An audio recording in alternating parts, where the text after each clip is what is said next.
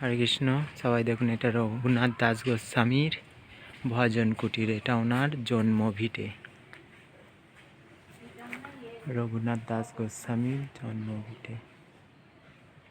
এখন মন্দির বন্ধ, তাই কিছু করার নেই, তাই আপনাদেরকে পুরোটাই দেখাচ্ছি। শুধু আম বাগান।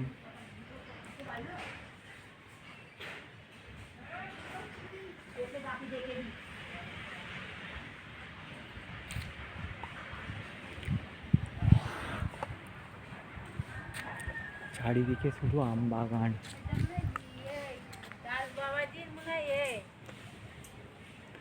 রঘুনাথ দাস গোস্বামীর সমাধিস্থল মনে হয়।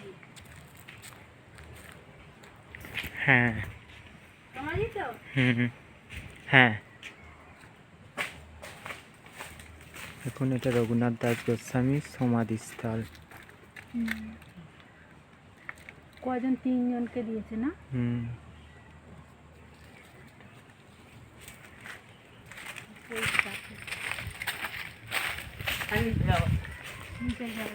এটা কি পুকুর?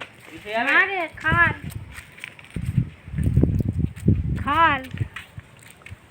এটাকে কি খাল বলে কি করে জানবো? কালকে দেখুন কত বড় নদী। কালকে বললে জানতে পারবো, অনেক দিনের তো। এই সব জায়গা হচ্ছে রঘুনাথ দাস গোস্বামীর সব জায়গা, পুরো জায়গা। এখানে যা দেখছেন সবই রঘুনাথ দাস গোস্বামীর, কিন্তু ওনার পরিবারটা এখন অন্য লোকেরা দখল করে রয়েছে। দেখুন পাশ দিয়ে আবার একটা নদী গেছে। এটা ঘাট ছিল, এখন জল নেই।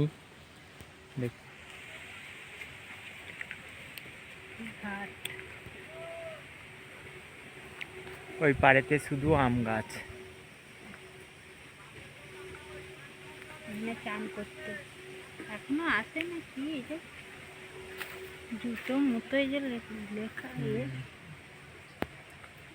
রঘুনাথ দাস গোস্বামী এই জায়গায় স্নান করতে আসতেন